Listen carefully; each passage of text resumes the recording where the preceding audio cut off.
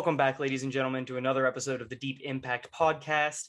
I am your host this evening, Bo Walker, and I'm also joined by the biggest liar in the Carson household, Mark Carson. Son of a bitch. I didn't lie. I didn't lie. And nope, you know what? The whole podcast is ruined because I have to prove now. Okay, can I introduce the other person on the podcast first? The other person on the podcast is the biggest Wheeling Nailers fan in the Ohio Valley, who is joining us for a very limited amount of time tonight so that he can go watch their playoff game, Mr. Jason Game Cephas. 2. Okay. And speaking of Game 2, Jason, would you like to talk about the Penguin or the Nailers before Mark gets started? I need to defend myself. Can I mute Mark real quick? You know what? You frig off. Jason, the floor is yours. Hey, no, before we get there, what are you drinking, Bo? Yeah, I was gonna say we got time. I didn't think we were starting this until like 7:15, so we got a little bit of time. We got some time. I am drinking my lovely sister-in-law Jackie Miller Walker brought me a coconut vanilla blonde ale for my brewery down in North Carolina. That might have been the gayest thing I've ever said. It's not. I can think of three more. All of which are not appropriate for this podcast. That is correct. But it is a pretty damn good beer. So I will say my drink is significantly more feminine than Bo's. Well, it's because you finished all of your beer that you had earlier. False. Mark, you realize that you're going to drink today on Saturday, that you've been drinking all day while you've been working. Correct. And then we're going golfing and drinking tomorrow, correct? Well, I'm also going to drive the golf cart, so it's false. Everybody, please say a prayer for Mark's liver this weekend. Listen, if you're driving there, I'm driving the golf cart. This isn't a discussion. Yes, it is. I've made the decision.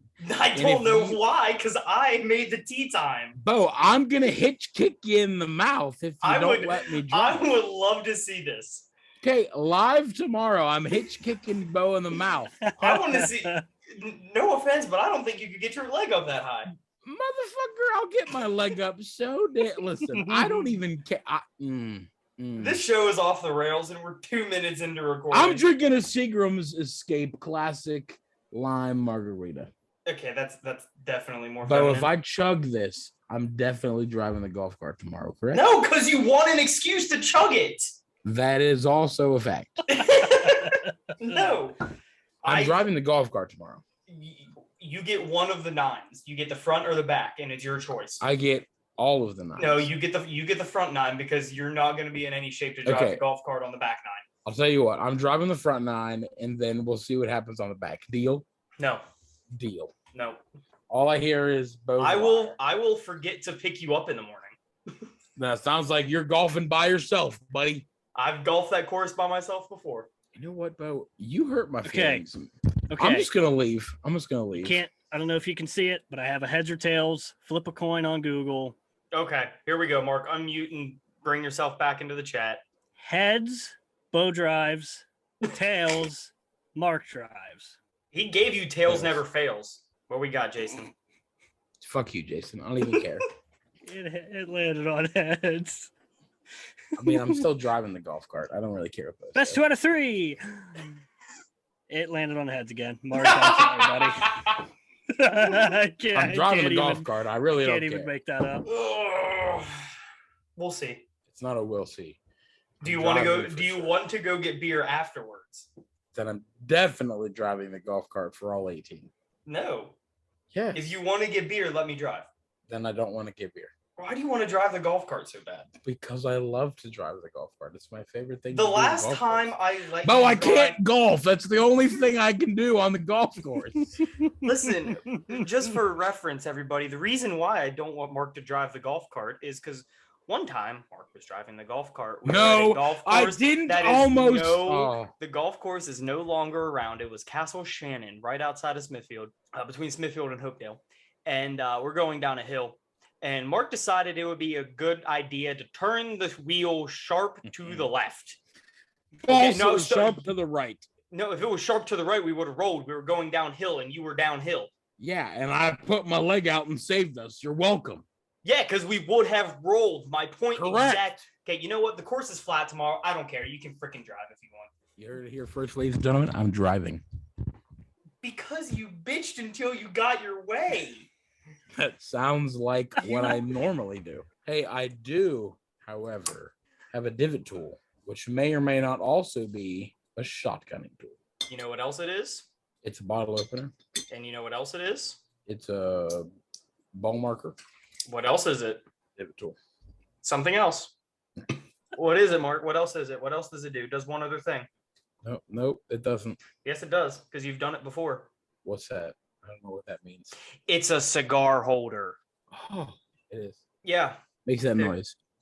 Boop. That was my surprise for tomorrow, by the way. Well, see, Surprise! You ruined it. So, in the words of Surprise! Maddie Walker, don't get mad at me because I didn't ruin anything. Here's the deal. You did this. I'm driving and supplying the cigars. You supply the beer. And I'm going to drive the golf cart. Fine. I have to supply all the beer? I just want like a 6-pack. Fair enough. Jason, hockey talk. Hey, Jason. How about them nailers? Here we go. Nailers. So, if we were recording this on our regular Thursday night, we would have been on time for this. However, some things came up. We're recording this on Saturday, and currently we are getting ready. I'm getting ready to watch Game 2 of the Wheeling Nailers and the Fort Wayne Comets in the first round of the Kelley Cup playoffs. The first time that the Nailers are in the Kelley Cup playoffs since 2016, when they were just 2 wins away from winning it all. So it's not only the first time they've been in the playoffs in 6 years. I'm sure Jason's going to get to this point, but it blew my mind. It's also, quick synopsis. Obviously, Jason said they're playing the Fort Wayne Comets in the first round. The Nailers did win Game 1 by the score of 1-0 in Fort Wayne, which was also the first time the Nailers beat the Comets in Fort Wayne this season. Very impressive. And beat the goaltender. Correct. Samuel Harvey, Fort Wayne's goaltender, went 6-0 against the Nailers in the regular season. Wow. A total, the season series was 7-3 Fort Wayne. All of Wheeling's wins came at home, none in Fort Wayne. So the fact that we could potentially be coming home for Game 3 Wednesday night, tied 1-1, is a huge thing. And depending on what happens tonight, they might come home 2-0. You never know. They could. Crazier stuff has happened. If you guys watched it, listened to it, whatever, I love how they played the first 2 periods. They played nailer hockey. They were applying the forecheck. They shot every puck available. They were fast. They were hardworking. And that's the thing that I love. One of the things that I love the most about this team and how they run is the teams that have success in this city play like the city. Mm-hmm. Wheeling is a very blue-collar, hard-working city, and the teams that emulate the city are the teams that have success. I was going to say, but no, I do agree. I think the Nailers are, this team is different. They're hard-nosed team. They're as has been said by I think Jason and definitely the Nailers. This team is next to zero playoff experience. There's a few of them guys on that team that have been in the Kelley Cup playoffs before, but yeah, I mean, I think that very, very few players have had playoff experience on this team. It's a young team. They're going to grow together. They have a new coach. His first full season with the Nailers. Correct me if I'm wrong. Does he have playoff experience? Derek Army? Correct. Yeah, Derek Army was on the team when they went to the Kelley Cup finals. Okay. And they did lose. They lost to the Allen Americans. So, So I don't I don't know if we released this one or not, but the one episode where we drafted our top sports moments of 2021. Can't remember if we did or not. I don't know. I don't think we did, but one of my picks was Derek Army being named head coach of the Wheeling Nailers. Yeah, because because he gets it. He knows what it takes to be successful in this city and in this league, and he's a very big players coach, meaning him being a former player knows the grind that they go through, and him being as young as he is, he's only 31. He retired relatively young in his career, and he just turned 31 a couple weeks ago. So he meshes very well with this team. And like, it just little things like there was one game it was a couple weeks ago now. They were on the bench, all the coaches and the equipment manager and the athletic trainer and all that. They were standing on the bench before the team came out to start the period. And it was a tighter game. I think it was maybe either tied or a 1-goal game or whatever. But they're on the bench and they're punching each other in the arms, not just goofing around. And to me, that is one of the biggest things to see is they are loose. They like to have fun. And I think that is a huge part of where they are now, and all the ebbs and flows of this season, the winning streaks and the losing streaks, and being in second place at one point and then falling as far as even out of the playoffs. So stuff like that just builds character, and that's what this team has, is a lot of character. I thought it was funny. The Nailers posted on their story today a picture, one of the signs that they have hanging in the locker room. And, most teams have signs that, have, passion or courage, honor, whatever, something motivational. Yeah. The Nailers sign that's hanging in the locker room in Fort Wayne says "For the boys." And they're playing on Saturday. Saturdays for the boys. I think that is just a perfect way to describe this team. And I'm excited for game 2. I'm excited for games 3 and 4, 5 possibly. Hopefully we don't see a game 5 now. Yeah, hopefully not. Yeah, game 5 would be a Friday, right? No, Saturday. Game 5 would be Saturday. Game 4 would be Friday night. Correct. Frosty Fridays, baby. Yep. Frosty Friday. Yeah, it's come out. I mean, come out. If you're listening and you need something to do, come to a Nailers game. It's a fun time. When that building gets loud and going, it's fun. It's a fun time. Playoffs are a different animal. Especially on Friday nights when they have $2 beers. Yeah, I mean the Nailers, they've had a really good season. For as young as they are, and a lot of the injuries they've had to overcome. They got Matt Miller, who I know he played at Ohio State, he was projected to be really good. He's been hurt all season, and he's not going to play in the playoffs either. So it's just kind of crazy to think that somebody who was thought that highly of as a defenseman was going to be out for all of the playoffs, and again, like I just said, was out. I mean, I think he played 10 games. So in a long season, like all hockey is, not just the NHL, not just the AHL, but also the ECHL.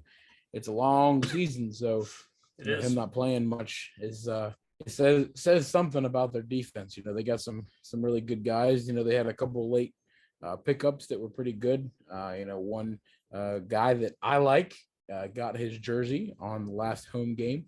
Luke Boffia, a late pickup in the season. So, but yeah, I mean, anyway, Boffia's done some great stuff this season, especially late in the season. He hasn't been with the team the whole time. So excited to see what they're going to do in the playoffs. Obviously, like Jason's already mentioned, won their first game they won in Fort Wayne, as I said. So excited to see the Nailers doing some great things and hope to see some cool opening videos and this there Wednesday. This is a testament to this turnaround that Derek Army has led this team to. Last season, obviously it was a weird year. So they had a lot of guys who were already signed to different teams, but they weren't playing because they opted out. And so they came here. It was a really weird and bizarre season.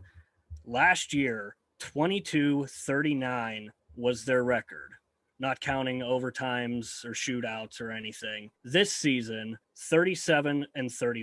So it's just the turnaround was something that and going into this season, I might have mentioned it on here already on an episode we didn't produce or anything, but I would have been okay if they would have been competitive, but they missed the playoffs by maybe a point or two. I would have been like, hey, that's an improvement from last year. You got some building blocks to build off of, and here we are. Win one, yeah, 15 I think more.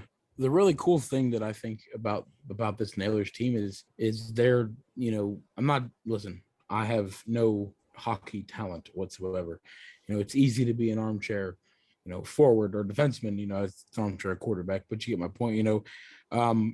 This team really, other than removing the guys that are on the roster but are currently playing in Wilkes-Barre, take those guys out of the equation, there's really only one or two, I'll go 5 max guys that are NHL potential guys. I think this team is again, I'm not down. I have no talent in the hockey realm, but a lot of these guys are they're going to be career ECHL, AHL guys. That's where they're going to spend their career at, and that's okay. But I think you even look at like Fort Wayne's got 6 or 7 guys who right now could play at a high level in the AHL, and of those 6 or 7 guys, they probably have 2 or 3 that are NHL ready on some teams. They're going to be depth forwards, maybe a depth defenseman, but this Nailers team doesn't have many guys that I foresee are really going to be NHL people. Like I said, 2 or 3 maybe. And in this series, we're getting a glimpse of the leading point getter all season for Fort Wayne and Will Graber, and number 2 right behind him, Patrick Watling, coming into this season, he had a really solid year last year, but he really just popped off this year. Well, am I correct, Jason, too, that Fort Wayne is the defending Kelley Cup champion, correct? Yep. So and I think they have they have cool. 5 or 6 guys even still, even if were they on that 0, team last year and came back. Yeah, even if they had 0, the team itself is still the defending champ. So it's pretty impressive to me, at least, that that the Nailers is kind of fit together. A bunch of guys that they're currently undefeated in the playoffs against the defending ECHL champions. So, I get a lot could change in the next several games. They could get stomped tonight, 22-0. Yeah, good old Pittsburgh Pirates could be 21 to almost nothing. So no, it was. They did get shut out. They get shut out? I thought they got 1. Got shut. That's even worse. Nope. So it was 21-0. Yeah, you could get shut out tonight. 21-0. But I think it'll be exciting. Jason, I know the game is getting ready to start, and I know you're going to hop off of here. Do you have any final statements that you would like to say uninterrupted about the Nailers going into the game tonight, Saturday, the 23rd of April? I think there's only one thing that needs to be said, and that's go Nailers. Let's go Nailers. Let's go. It would have been, Jason, that was great. It would have been 10 times better if your screen would have just went straight black. You should have just dove off. I was going to, but I hit the wrong button. So... we do have one quick thing. I know Nailers talk is there it is. Jason, I know wanted to touch on a little bit. A big thing in a lot of our lives is Star Wars. So we're talking a little bit about sports, a little bit about Star Wars tonight. Jason, do you want to say something real quick before you jump off here about the potential of the new upcoming Kenobi trailer? Yeah. So we've talked about it before on this show, about how I am cautiously optimistic about this show because this is Disney's make or break show. They can't afford to screw this up. It is the two biggest characters in all of Star Wars. An article was released April 14th by Bespin Bulletin, who is very credible. We found his source. One of them, yes. Saying about one of the new characters, one of the new Inquisitors named Reva. And it basically, if you want to look at it again, it's Bespin Bulletin. And it basically just talks about how Reva is going to be a very important character in this show. And I'm okay with that. It's cool, but it's the Obi-Wan show. Focus on Obi-Wan, focus on Vader. I understand you want to, put your stamp on it, but you can't screw this up, Disney. You can't afford to. Yeah. People will riot. I think Disney's done really well with the Star Wars franchise as a whole. I would say, obviously, love them or hate them. We could debate the newest trilogy until all of us are blue in the face. I think if you asked 100 people, I think you'd get 100 different opinions on all three movies as a whole. I think everybody. And I do want to clarify, if you do like the sequels, great. That is amazing. And I'm glad you like them. Well, I think everybody can care agree. For them. I think everybody. I did not either. 8. I think everybody can agree 8 was not great. There was a lot of things that hardcore Star Wars fans found disrespectful and disgraceful to the franchise as a whole. And I think that 9 spent, I'm included in part of that. I don't think the whole movie, I think that 9 had to spend a good portion of the time more or less correcting those things that 8 messed up. Yes. I wouldn't say that this is Disney's. This isn't Disney's swan song, in my opinion. Jason, I respect your thoughts there, but I don't think this is their make or break thing. They've done The Mandalorian, which I think it was spectacular. The Mandalorian was awesome. But here's the thing. They've done really well with some of their other spin-offs. Here's the thing. These, like I said earlier, these are the two main characters. And I think I agree. I think and I think there's Hayden Christensen coming back as huge. Darth Vader is it's massive. I mean, it's the equivalent to Tobey Maguire and Andrew Garfield. Andrew Garfield coming back in Spider-Man. Yeah, I agree. I would say Hayden coming back is bigger. But he had such a huge impact on the franchise, and he was only in 2 movies. And George Lucas has said this several times. Star Wars is about the story of Anakin Skywalker. Anakin Skywalker is the chosen one. Luke, because a lot of people think that Luke was the chosen one. George has said that Luke was merely a catalyst to all of this. Anakin was the chosen one. Anakin fulfilled the prophecy. And I just seeing the lack of care that went into making the sequels, it just really, really hurt. That's what I think. I think there's a lot of stuff that any Star Wars fan needed to heal from those movies, and I think that but I said Disney's done really well with a lot of the other stuff. I don't think any of us would say The Mandalorian was a flop, and that was a Disney thing. I don't think any of us would say that some of the other spinoffs have been flops. Even The Bad Batch, which I didn't enjoy, wasn't a flop. They're all Disney things. Now, Jason, I agree with you that you've arguably have the two biggest character stories ever in the Star Wars franchise, and you're bringing them back for Kenobi, and I agree. And I think they need to be cautiously optimistic. I think there is a really good way and a really bad way to present this story. Now, which is which, I don't know, which is why they make a lot more money than me, and they're the ones that are creating the stories. But I think that the story is going to be great, and I think that, and I'm excited. I'm excited to see Kenobi. I'm not as a hardcore Star Wars fan as you, and I know I'm not as near as a hardcore fan as James or Jason, like I just said. But I think I'm excited to see where Kenobi goes, and I think it'll be fun. Sorry. Yeah, Star Wars is great. I think I think it's the biggest IP in the world. It is. Yeah. I mean, and when George sold it, George had the sequels written. All they had to do was take what he had. Disney said, we'll do your stories, and they threw them in the garbage. I think they needed something like The Mandalorian, and they needed to have Jon Favreau come in and help save that. Yeah, Jon Favreau and Dave Filoni need to recover all of everything that they yes. messed up in 7, 8, and 9.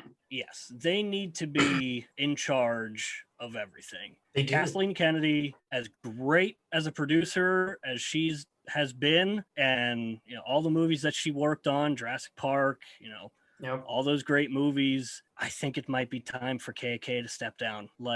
So I know we're talking about Star Wars here, but you did just bring up Kathleen Kennedy and another huge franchise that she's been a part of, and that is the Jurassic Park / Jurassic World, which the third and final installment in the Jurassic World and the last installment in the Jurassic Park series comes out June 10th, I believe. Thank God. In the words of the TikTok trend, it's enough slices. Are you trying to tell me that you do not like Jurassic Park? Because this might be where this friendship ends. I love Jurassic Park. However, I don't need 614,982 movies that tell me by reviving fossils of dead dinosaurs is not a great idea. They've made 6. 7 would be too many. No, they've only made 6. Jurassic Park 1, 2, and 3. Jurassic World, The Lost World, or whatever it was. I don't know. And then this one. Yeah, it's enough slices. It's like Harry Potter. We don't need 8 movies, like 4. Coming from the guy who is currently rewatching all of them, and you're just saying 4 because 4 is your favorite. False. First off, you could. We're getting off track here. Jason, do you need to leave because of your game? Bo and I can argue Harry Mark Potter. And I can argue. We can argue Harry Potter until. It's not an argument. It's a fact. 1, 2, and 3 needed to be full movies. They were full movies. Correct. But you're not. You just. Could you calm down, please? Well, no, I'm just trying to understand where 1, 2, and 3 okay. Oh, sorry. Needed to be full movies. Okay, I get what you're saying now. Okay. The Goblet of Fire and Order of the Phoenix could have been combined into one movie. No, they could not. False. You did not need the whole stupid Wizard Games bullcrap. Name me the important part of that movie. What is the important part of the Goblet of Fire? The last 9 minutes of the flipping movie, where Voldemort comes back to life. Okay. So I could have taken 9 minutes. Hold up. Okay. Are you going to tell me that the whole thing of Barty Crouch, them learning about Polyjuice Potion, the unforgivable curses, Barty Crouch Jr. playing Mad-Eye Moody, the entire movie, placing Harry into the Goblet of Fire. If he was not in there, if that had not taken place, Voldemort would have never came back. So you're telling me that you don't need the lead up to that? You could just take the last 20 minutes. You could take. How else is he going to come back? You're going to take the last 20 minutes of the movie. What part? No, do not. What part? Let me finish. Let me finish my sentence. Let me finish my statement. You're going to take, Jason, wipe that smirk off your face. You're going to take. I don't even know what's going on. I don't know. You guys, I'm not a Harry Potter guy, so you guys are speaking Spanish for all I know. Okay. So you're going to take the last 20, 30 minutes of the movie. Okay. You're going to take Harry and Cedric Diggory into. How are they going to get to the cemetery, Mark? How are they going to get to the cemetery? Answer me that. You're muted. Unmute your mic, genius. You're going to tell me with a straight face that I needed to watch Harry Potter fight with mermaids for 30 minutes? No, I didn't. When did Harry Potter fight a mermaid? When he went into the flipping river. First off, it wasn't a river. It was a lake. Second of all, he never fought a mermaid. Bullshit. The stupid little thing that was like, and had the little trident thing. What do you call that? A fish bird? What is it? A siren? She didn't sing. Did he ever fight back? No, they went, ooh, tried him to the neck, and he goes, okay, all right. He never fought back. It was a one-sided fight like this is, because I am right and you are wrong. The fish bird tried boom, down in in a the face. bubble, dog. He said, boom. She wore a crown and she came down in a bubble, Doug. That's legitimately what this argument feels like right now. Listen, so we can debate keep it up because we went beyond Barstool. 47 minutes of the stupid wizard games. I don't know. You didn't. We didn't need to fight fucking dragons for 12 minutes. Yes, we did. Why? Why did we need to fight dragons for 12 because minutes? J.K. Rowling wrote it in the book, Mark. Well, she's an idiot. She wrote Star Wars with shitty lightsabers. Okay? Okay, that may be true. But still, you needed it. Now, we didn't. No, shut you. You need your the mouth. ending you of the shut movie your mouth. where Tom Riddle comes back with the bone of the father unwillingly given, flesh of the servant willingly sacrificed, and blood of the sacrifice unwillingly given. Drip, drip, drip, Harry's blood. Drip, Voldemort comes back.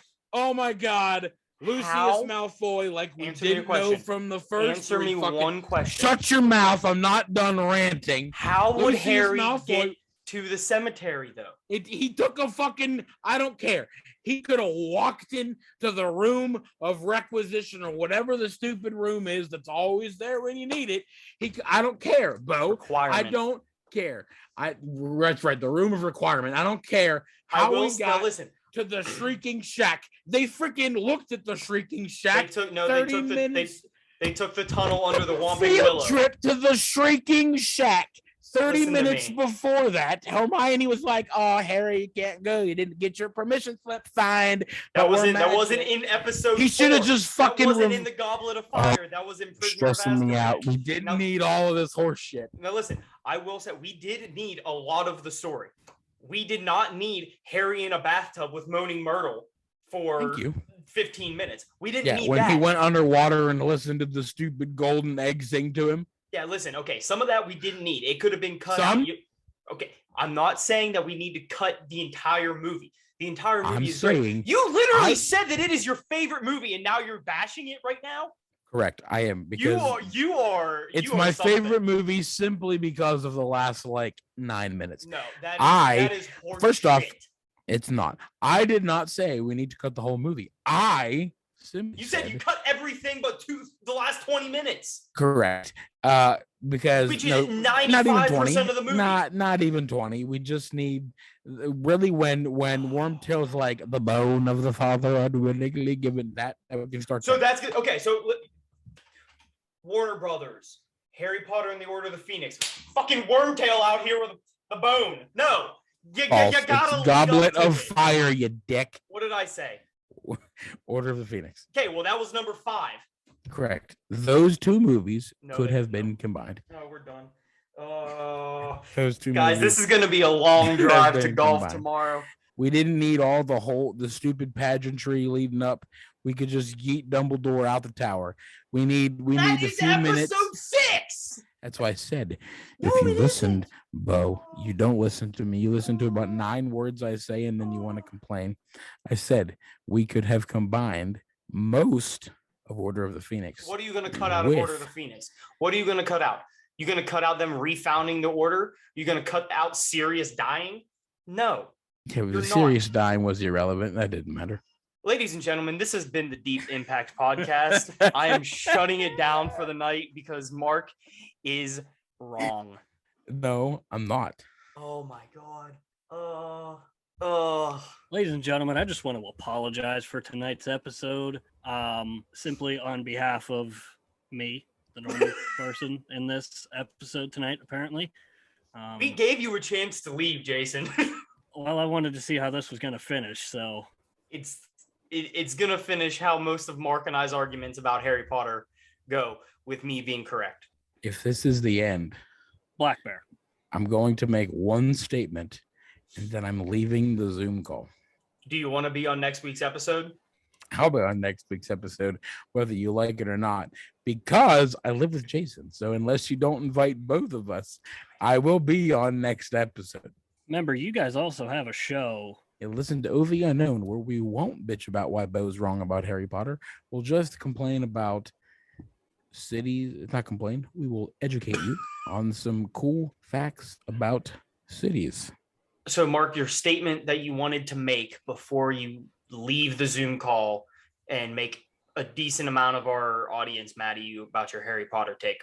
Oh, you didn't answer my question. Is this the end, or are you and I gonna chat once Jason goes and watches hockey? Hey, Bo, where can they find us at? Oh, there we go. You can find us at Facebook, Instagram, Twitter, YouTube, and that is all Deep Impact Podcast. You can also find us, you can listen to the episodes on Anchor, Apple Podcasts, and Spotify, also at Deep Impact Podcast. Just search it. And did I also say YouTube? You did, but you forgot one major piece in YouTube. Oh, like and subscribe and make sure you hit the bell. Ding! Okay, there we go. We got you, Kyle. Yeah, you and your crooked doc. That could have came out so wrong. Yeah, they could have. Our buddies tonight decided at the last minute that Kyle Sharkfin, as we call him, wanted to be a good husband. He needed to be a good husband and had to go to dinner with his wife. And the other part of the podcast, James, had to go attend. He didn't have to, but he chose to. He forgot we were recording tonight. Chose to go see the Columbus Crew soccer club playing in Kansas City, which I'm actually kind of jealous about. Isn't that the earthquakes or something? Isn't that what they have? I believe so, even though there's no fault lines in Kansas City to create earthquakes. I really do think it is like the Kansas City earthquake or something. That's a cool name. You know what? You're a cool name. Well, thank you. But yeah, make sure you go like us, subscribe, follow. Don't roll your eyes at that, Jason. I'm trying to end it so you can go watch hockey. Yeah. One thing to say. Oh, here we go. Even if Meryl Streep was in Harry Potter. Goodbye, ladies and gentlemen. Still could have combined those movies. Meryl Streep would have. She would have been Meryl a great Streep is a Professor Trelawney. Ow! My wife just hit me, but Meryl Streep is still a shit actress. Amanda, slap the shit out of him. Meryl Streep is a crappy actress. Everyone, go watch Harry Potter and tell us why Mark is wrong. Okay, goodbye. Don't watch any Meryl Streep movies. Bye. Meryl Streep sucks.